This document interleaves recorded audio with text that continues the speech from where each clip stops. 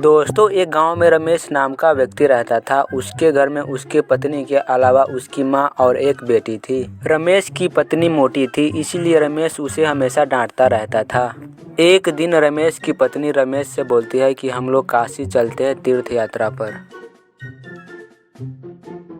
अगले दिन रमेश अपनी पत्नी और छोटे लड़के के साथ बैग लेकर तीर्थ यात्रा पर जाने के लिए तैयार हो जाता है। उसकी पत्नी और रमेश सारा सामान लेकर बस स्टैंड की ओर आगे बढ़ने लगता है और कुछ देरों बाद वह बस स्टैंड पर चला जाता है। बस स्टैंड पर पहुंचने के बाद वह देखता है कि यहाँ पर बहुत सारा भीड़ है, इसलिए वह उस बस में नहीं बैठ पाता है। उस बस स्टैंड से कुछ दूरी पर एक पुरानी बस लगी हुई थी। उसकी पत्नी बोलती है कि चलो हम लोग उसी बस में चलते हैं। वे लोग उस बस के पास पहुंचते हैं तो उसे एक व्यक्ति दिखाई देता है, जिससे पूछता है कि भाई तुम काशी चलोगे। इसके बाद वह व्यक्ति सिर हिलाकर हाँ बोल देता है और वहां से पहले वाली बस चली जाती है। रमेश सारा सामान लेकर अपने पत्नी के साथ उस बस के पास चला जाता है। वे लोग जैसे ही बस के पास पहुंचते तो उसे बस में कोई भी व्यक्ति दिखाई नहीं देता है, लेकिन फिर भी वे लोग अपनी सामान को बस में रखकर बस के अंदर बैठ जाते हैं। उस बस के अंदर किसी भी व्यक्ति को न बैठा देखकर वह लोग घबरा जाते हैं, लेकिन कुछ देर बाद वे लोग अपने अपने सीट पर बैठ जाते हैं। कुछ देर बाद उस बस में एक व्यक्ति बैग लटका कर के चले जाते हैं, जिनसे ये लोग पूछते हैं कि बस कब खुलेगी, तो वो लोग बोलते हैं कि कुछ देर बाद बस चलेगी। वे लोग उस बस में बैठकर बस खुलने का इंतजार करने लगते हैं, लेकिन उन लोगों को पता नहीं था कि ये एक भूतिया बस है। उस बस में अजीबो-गरीबो चीज हो रही थी। कभी उसके पास पैसों की गड्डी चली आती थी तो कभी उसके पास खाना। रात का समय हो गया था। सभी लोग काशी पहुंचने का इंतजार कर रहे थे।